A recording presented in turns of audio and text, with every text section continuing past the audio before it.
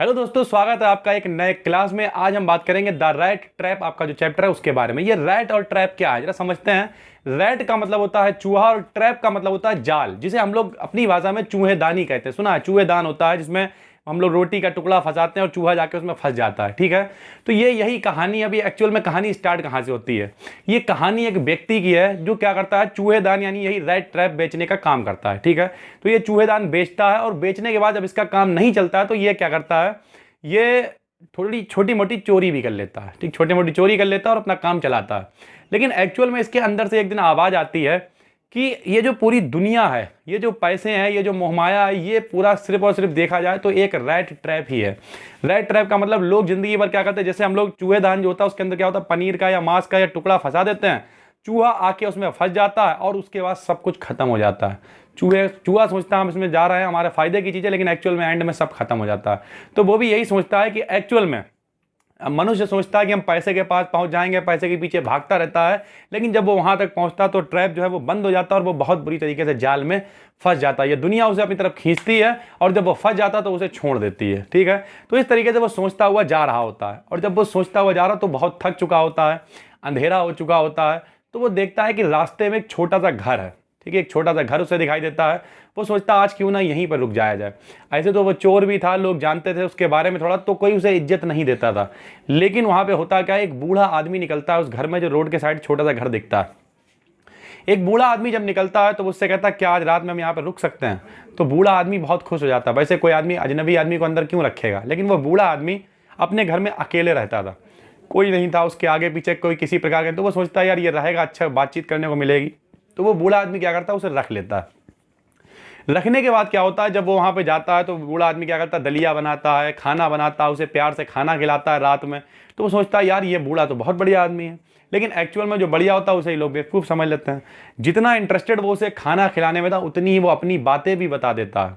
वो बताता है कि हम पहले एक लोहे की फैक्ट्री में काम करा करते थे, ठीक है, और अब हम थोड़े से गरीब हो गए हैं, तो अब हम क्या करते हैं, जो गाय का दूध है उसे बेचते हैं। गाय के दूध से क्रीम बनती है, उस क्रीम को बेचते हैं और पैसे कमाते हैं। तो फिर वो बताता है कि उसने ऐसे करते करते करते करते 30 क्रोनोर इकट्ठे किए हैं। ये क्रोनोर क्या है, क्रोनोर वहां की करेंसी है, जैसे अपने रुपया चलता है वैसे वहां पे क्रोनोर है। ठीक है, तो कुल मिला के वो क्या कहता है, उसने 30 क्रोनोर इकट्ठे किए हैं और वो जो खिड़की के पास में उसे टंगा हुआ उसे दिखाता है। उसके बाद वापस ले जाके खिड़की पे ही वो व्यक्ति बूढ़ा वाला टांग देता है। ठीक है, सुबह होती है, सब लोग खा पी के, ये दोनों लोग ही लोग होते हैं। बूढ़ा बेचारा व्यक्ति जो उठ गया होता है जल्दी, तो ये सोचते हैं जब घर का मालिक उठ गया हम सोते रहेंगे अच्छा नहीं लगेगा, तो ये भी उठ जाता है और फिर उठने के बाद वहां से चला जाता है। जाने के बाद क्या करता है, ये फिर उसी घर में जाता है, घर के बाहर जाता है और इस बार वो गेट से अंदर नहीं जाता है बल्कि खिड़की से जाता है। और खिड़की पता ही होता है, खिड़की के पास वो क्रोनोर टंगे हुए हैं 30, उस लिफाफे यानी इनवेलप से वो 30 क्रोनोर भी निकाल लेता है और उसके बाद वहां से 9 2 11 हो जाता है।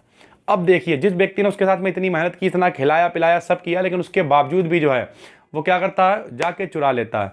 फिर वो रास्ते में फिर क्या करता है, अब 2 रास्ते होते हैं, वो सोचता है अगर हम हाईवे से जाएंगे तो पकड़े जाएंगे, क्यों ना हम जंगल के रास्ते जाएं। वो जंगल के रास्ते भागना स्टार्ट करता है, भागता रहता है और वहां पे जाके फंस जाता है। फिर वो सोचता है कि जो चीज़ हम सोच रहे थे कि एक चूहेदान है, उसी तरीके से ये दुनिया है, लोग फंस जाते हैं ट्रैप में, शायद हम भी लालच में आकर हम भी फंस गए।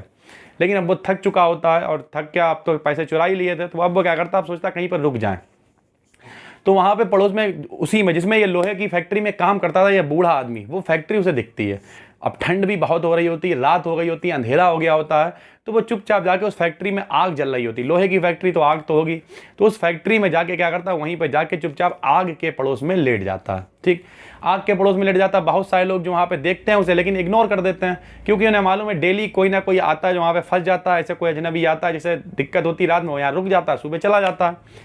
लेकिन जो वहाँ का मालिक होता है फैक्ट्री का, वो जब उधर से निकलता है वो उसे इग्नोर नहीं करता है। वो देखता है कि एक्चुअल में हुआ क्या है, तो वो देखता है तो उसे पता चलता है कि ये तो यार मेरे दोस्त की तरह लग रहा है। उसके दोस्त कौन होते हैं, उसके एक दोस्त है कैप्टन। ठीक है, कैप्टन क्या, वो जो लोहे की फैक्ट्री का मालिक होता है वो आर्मी में था, ठीक, मिलिट्री में। तो जब आर्मी में था तो वो उसके बाद उसे लगता है कि ये मेरा दोस्त है अंधेरे में। तो जब वो कहता है दोस्त अरे तुम यहाँ हो, हमने तो तुम्हें पहले ही समझाया था तुम्हें मिलिट्री की नौकरी नहीं छोड़नी चाहिए थी, तुमने फिर भी छोड़ दी। आज की डेट में देखो तुम्हारी क्या पोजीशन हो गई है, तुम कितने खराब हो गए हो, चलो मेरे साथ में चलो। फिर वो क्या कहता है, नहीं नहीं हम साथ, क्योंकि उसे पता होता है हम तो इनके दोस्त हैं ही नहीं, हम तो क्या है, चोर हैं, अगर हम गए पकड़ेगा तो दिक्कत हो जाएगी। तो वो कहता नहीं हम नहीं जाएंगे, बहुत कहता, लेकिन वो उसे कन्विंस नहीं कर पाता। फिर वो क्या करता है, वो पूरी बात अपनी लड़की को बताता है जाके, वही जो मालिक होता है वहाँ का। तो उसकी लड़की आती है, वो उसे कन्वेंस कर लेती है, और 25 तारीख होती है, एक्चुअल में क्रिसमस डे होता है। तो उसकी लड़की कहती है हमारे घर में कोई है नहीं, हम लोग 2 ही लोग हैं, आप भी चलिए, आप हमारे अपने हैं, और चल के हमारे साथ में क्रिसमस मनाइए चल के, ठीक है। तो वो कन्वेंस हो जाता है, मान जाता है, और उनके साथ में वहाँ चला जाता है। फिर वो देखता है उनकी हालत बहुत ख़राब होती है, कुछ खाया पिया नहीं होता है। तो क्या करता है, उन्हें अच्छे से कपड़े देती है, और वहाँ पे खाने पीने को मिलता है। और जब वो तैयार होकर बिल्कुल हीरो बन के बाहर निकल के आता है, तब मालिक को लगता है कि यार ये तो मेरा दोस्त है ही नहीं, ये तो धोखा हो गया। तो वो कहता है कि यार अब हम पुलिस को बुलाएंगे, तुमने हमें धोखा किया, मेरे साथ में आ गए। तो वो कहता है यार हम तो पहले ही तुम्हारे साथ नहीं आना चाहते थे, तुम ही हमें ज़बरदस्ती ले आए। लेकिन वो कहता है नहीं, अब हम, फिर वो मान जाता है कि चलो अच्छा दोस्त नहीं हो तो चलो, जो हमने कपड़े तुम्हें दे दिए वो ठीक है, लेकिन यहाँ से चले जाओ।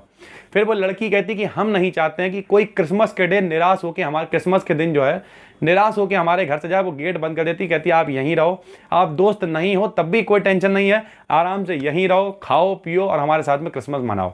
वो वहीं रहता है, क्रिसमस मनाता है अच्छे तरीके से, और वो दोनों चर्च चले जाते हैं। कौन कौन? वो लड़की और उसके पिताजी। और वो घर पे ही उसे छोड़ देते हैं कि आप यहीं रहिए जब तक आपका मन हो। जब लड़की और उसके पिताजी चर्च चले जाते हैं, तब वहाँ पे खेल होता है। वहाँ पे पता चलता है कि वही व्यक्ति आए हुए हैं चर्च में, वो बताते हैं कि उनके 30 करोड़ नोट चोरी हो गए हैं।